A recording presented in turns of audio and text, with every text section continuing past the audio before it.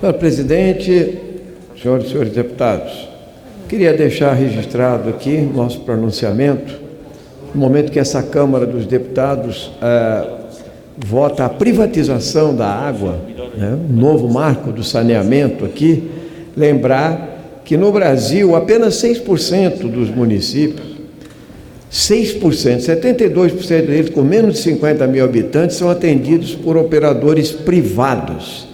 Enquanto no Chile, o nosso vizinho, em que o povo está na rua contra a privatização da educação, da saúde, do saneamento, 94% foram privatizados e hoje a grande maioria não tem acesso a serviços básicos. Eu queria citar, inclusive, o relator da ONU pelos Direitos Humanos em Água e Saneamento, Léo Heller, que tem uma posição contrária à privatização, e quero lembrar que o Brasil assinou a convenção que diz que saneamento é um direito humano da cidadania de qualquer país. Ele diz: a experiência internacional mostra que a iniciativa privada coloca recursos limitados para expandir os serviços. Em vários países o que ocorreu é que buscam recursos nos bancos públicos ou usam recursos arrecadados por tarifas, cobrando um excedente para investimentos. Essa atração do recurso privado, como se fosse uma panaceia para resolver a crise fiscal, é algo bastante falacioso. Essa é a realidade.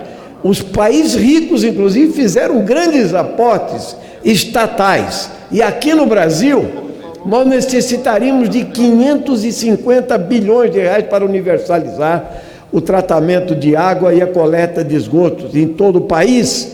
Quando se privatizar o que está aí, não se alcança nem 170 bilhões.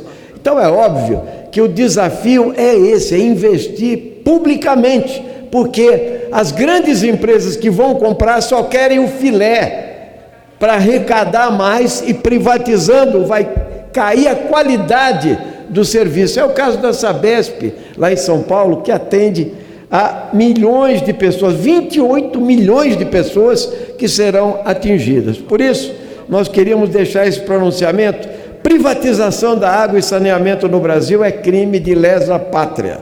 E também deixar outro registro que não pudemos fazer na semana, lembrando os 4 anos, né, de Mariana, que comemorou-se essa semana. Posteriormente nós tivemos Brumadinho, porque a Samarco, que era a Vale, e a Billington, BHP, na verdade não cumpriram os seus compromissos, e nenhum dirigente foi condenado por lá. Nós entendemos como esse outro crime, que aqui no Brasil, só nesse ano, depois Brumadinho, depois os incêndios criminosos da Amazônia, e depois agora o óleo, que se demorou 41 dias para responder. E ontem o ministro Fujão, que é o Salles, saiu correndo da comissão para a qual ele foi convocado, a comissão de trabalho, porque realmente ele mentiu para os deputados e de repente levantou e foi embora.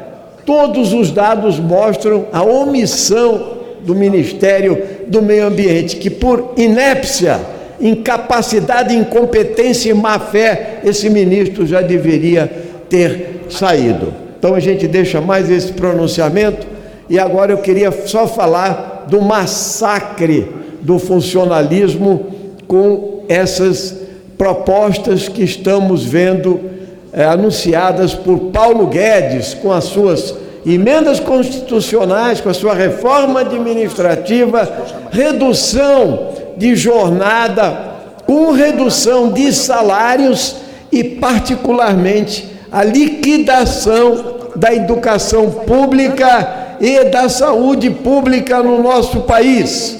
E eu quero lembrar, como educador e autor do primeiro Plano Nacional de Educação que entrou nessa casa, em 1998, que a luta em defesa da educação pública no nosso país, esta luta vinculou recursos desde a emenda Calmon, 12% dos recursos de manutenção e desenvolvimento de ensino.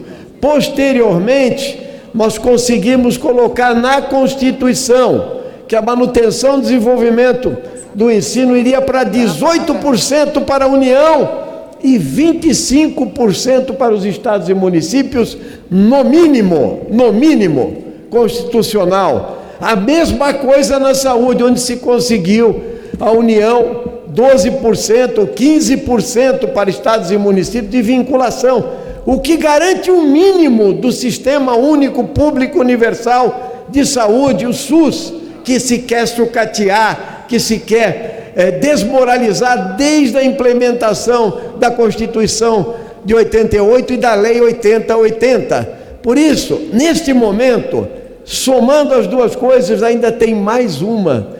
O senhor Jair Bolsonaro quer que, na manutenção e desenvolvimento do ensino, entre também os aposentados. Não são só os gastos com os ensinos. Isso quer dizer, acabando com a vinculação obrigatória, mais a computação dos aposentados nos gastos com saúde e com educação, talvez a gente reduza as verbas para a educação no nosso país à metade, o sucateamento total da educação e da saúde pública no nosso país. Nós vamos garantir uma oposição ferrenha a isso, vamos denunciar e vamos mobilizar o povo brasileiro contra o sucateamento dos serviços públicos para arrecadar recursos para pagar juros da dívida pública brasileira. É disso que se trata. Todo esse enxugamento, todo o desmonte do Estado brasileiro é para concluir? Para sinalizar ao mercado financeiro que aqui nós teremos atração de capitais. Só isso, porque eles querem manter o teto de gastos que está estourando, inclusive, na prática, eles não querem corrigir mais, nem pela inflação, os gastos. E também a regra de ouro, a possibilidade, só com despesas correntes, poder emitir título público. Quem vai pagar essa conta? Os servidores públicos. Quem vai pagar essa conta? A população, que terá uma piora radical nos serviços públicos. Quem ganhará? Os bancos, as financeiras, as privatizações.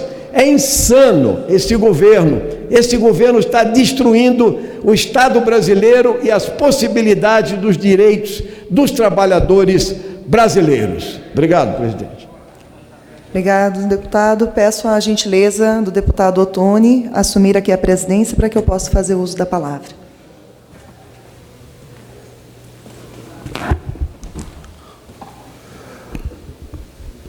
Com a